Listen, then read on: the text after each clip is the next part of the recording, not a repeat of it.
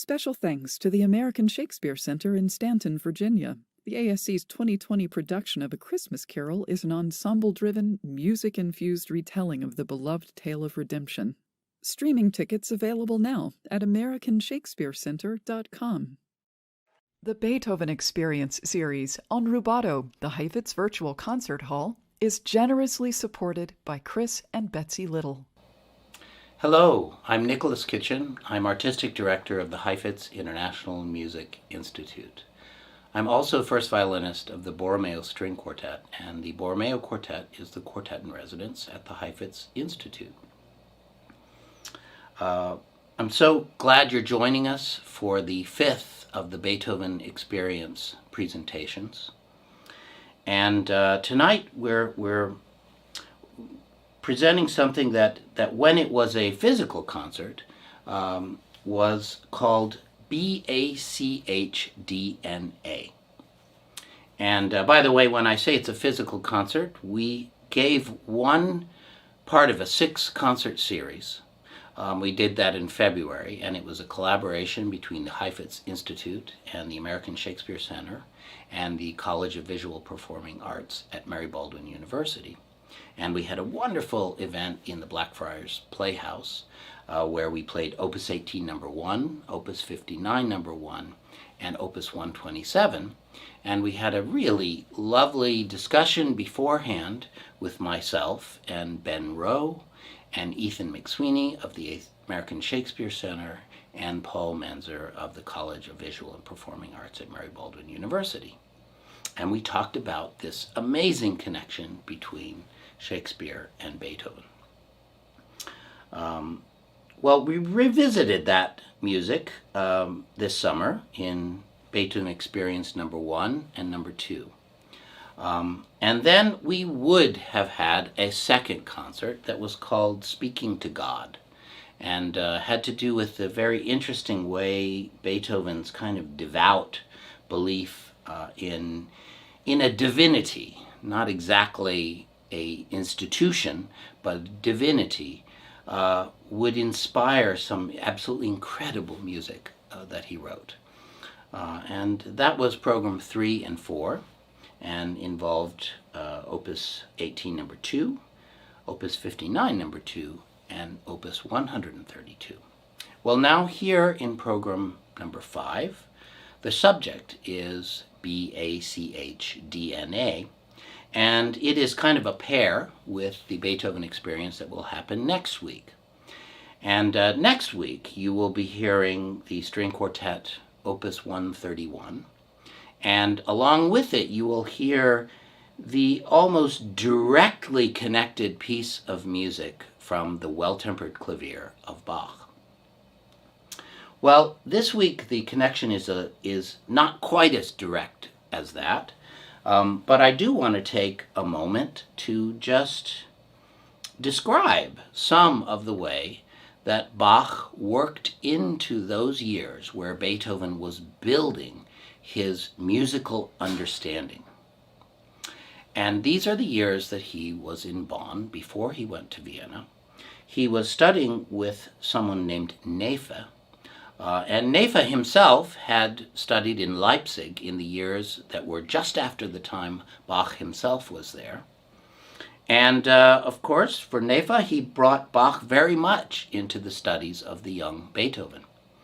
He in fact described how Beethoven, at I think the age of 12, could play all of the Well-Tempered Clavier of Bach from memory. And Beethoven really worked with these pieces throughout his life. He would often take some of these beautiful preludes and fugues from the Well-Tempered Clavier and offer them as a blessing to any night of music that he was part of. Well, back up to that time, you have a Beethoven that's 11 and 12 years old. He's playing all of the Well-Tempered Clavier of Bach, but he is also an organist who is playing every morning in the Catholic Church and improvising on a giant 3-manual organ the music which is going to hold together the elements of the service. And this is a very complex undertaking under any circumstance. But to improvise this music in a way that would satisfy what people were expecting from that situation is a really incredible task to give someone 11 or 12 or 13 years old. And Beethoven did it in such a way they even considered just hiring him as the main organist for that church. Well, that's a starting point. And then let's sort of step forward and think about where these pieces that you're going to hear now fit in. The first of these pieces is Opus 18, number 3. The second is Opus 59, number 3. Opus 18, number 3 actually is the first string quartet that Beethoven wrote. And this is a moment you've got to kind of realize he's in Vienna, he's being recognized as this brilliant young composer for the keyboard, and he hasn't yet written a string quartet, and he's actually in circulation in concerts with Haydn himself. It's hard to imagine how overwhelming that sense of responsibility must have been to try to write something worthy of that tradition, of that master of the string quartet, who was literally in your presence. Well, this was the moment Beethoven felt able to do that, and this is the piece where he introduced us to his vision for the string quartet and started his long journey that would end in the last days of his life with his last string quartet, Opus 135. Now, Quartet number 9, Opus 59, number 3, that's a quartet that's really right in the middle of that journey. And before I tell you a little bit about the music, I just want to tell you about what you're going to be listening to. So this year, we were planning to present the entire Beethoven cycle in Stanton, Virginia, as part of the Heifetz Institute, and also at the New England Conservatory of Music as part of our residency there. Needless to say, circumstances changed those plans. But I'm happy to say that we've had the privilege of taking that journey through all the string quartets a few times before. And in fact, I thought, why not share performances from some of these journeys that we took? And one in particular was in Tokyo. It was at Suntory Hall, which is a hall with a little bit the same significance as Carnegie Hall has within the United States. Very, very important, wonderful presenting organization for music. And they created something called Chamber Music Garden, where we presented all of the Beethoven string quartets within about 13 days. That is where you're going to hear most of the movements in the quartets you're about to listen to. But there was a prior journey to that, which was at a space that is also very, very special to the history of our quartet, and that is the Isabella Stewart Gardner Museum in Boston. I found that our Beethoven cycle that was in 2010 in the Gardner Museum, I particularly liked the way the second movement of Opus 18, number 3 turned out. So we'll start in these wonderful wood panels of the Tokyo Hall, but you'll see at the second movement it's going to make an enormous switch to this fabulous fireplace that is in the tapestry room of the Gardner Museum. And then we go back to Tokyo for the rest of the program. And just to say a little bit about the music, the Opus 18 number 3 quartet starts with this very simple gesture that kind of reaches up. It's whole notes. It's about as sort of slow as you can be in the unfolding of notes. And then all of that sort of comes off of that initial rise, and we just flow through this wonderful and friendly movement. Then, as I mentioned, there's a nice feeling. I love the way it comes out in the Gardner performance of this very tranquil and somewhat playful second movement. Really beautiful minuet where we're back in Tokyo. And then a completely irrepressible last movement to this Opus 18 number 3. I have to say it does sound a tiny bit like the Mexican hat dance song, but I don't think that's what Beethoven had in mind. Well, continuing in Tokyo, we will go into the world of Opus 59 number 3. And the entrance to this piece is with these chords that just hang in the air. We have no idea what they're connected to. They're completely mysterious. And they kind of gradually, slowly form into the music. And once that's happened, it explodes into this tremendously joyous movement. Now, all of the Razumovsky quartets were connected to Count Razumovsky and had a Russian connection. In Quartet number 1, it's an obvious song that's included. In Quartet number 2, it's also an obvious song that's included. In Quartet number 3, it's not so obvious, but it does seem like the second movement is capturing some essence which has a Russian character to it. There's a kind of hypnotic quality to this movement. It also has wonderfully playful and sweet sections, but I think you'll see it has a very special flavor to it. After that movement, we go into the minuet, which is extremely graceful and has a trio which is quite boisterous. Then again, we sort of go back to that mystery of the beginning, and that's the transition that prepares the last movement. And the last movement, well, let me say this, that when you start this, you may say to yourself, gosh, I'm in a fugue. You hear a subject and you hear the voices imitate that subject, and it's very much like a Bach fugue. I wouldn't say it's really strictly a fugue, but it is fugal in the most wonderful sense that it kind of takes what's often a rather restrained and beautiful exploration of counterpoint, and it absolutely explodes it into something I can only describe as a rocket. Well, this is a movement that is so loved as kind of a vehicle for every joyous energy that a string quartet can kind of muster in its rhythmic conversation. And I hope that you will catch some of this fire and just revel in the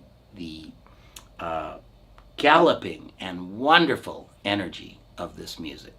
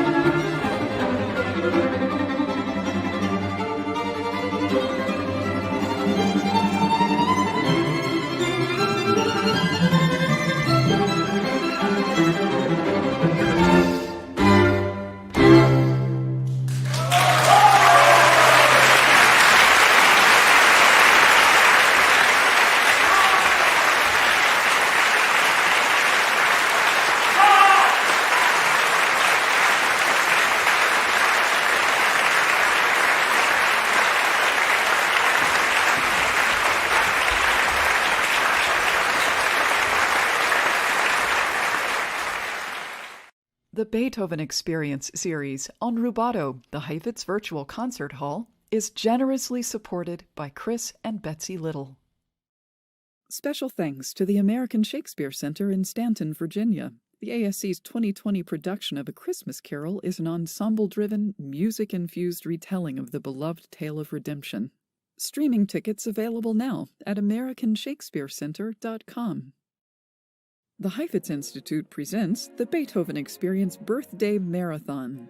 Incisive discussions and gripping performances of all 16 of Beethoven's string quartets by the Borromeo Quartet, celebrating the 250th anniversary birthday of Beethoven by streaming live all day on December 16th on our Facebook page and the Violin channel.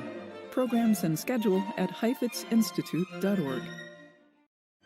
The 25th anniversary season of the Heifetz International Music Institute will take place from June 24th through August 7th, 2021. The immersive and transformative summer music experience will feature both in-person and virtual elements.